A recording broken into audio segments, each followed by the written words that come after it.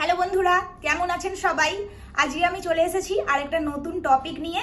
So আজকের topic হচ্ছে right parenting season 1। এই ভিডিওটা অ্যাকচুয়ালি স্পেশালি যারা নতুন বাবা মা হয়েছেন তাদের জন্য।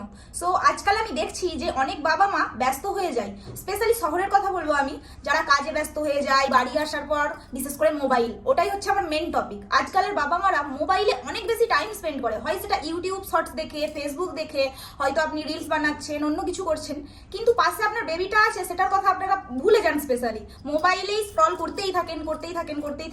ওটা কিন্তু অ্যাকচুয়ালি উচিত না।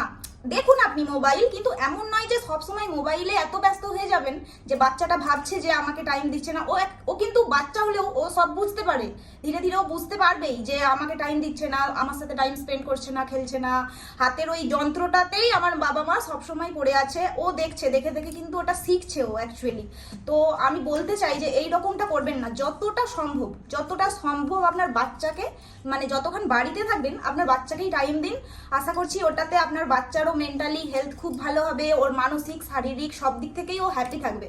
সো এমন বলছি না যে মোবাইলে একদম হাতই দেবেন না, এইরকমও নয়। মোবাইল দেখুন, কোনো কাজে একটু দেখুন, কিন্তু তার সাথে সাথে বাচ্চাকেও টাইম দিতে হবে।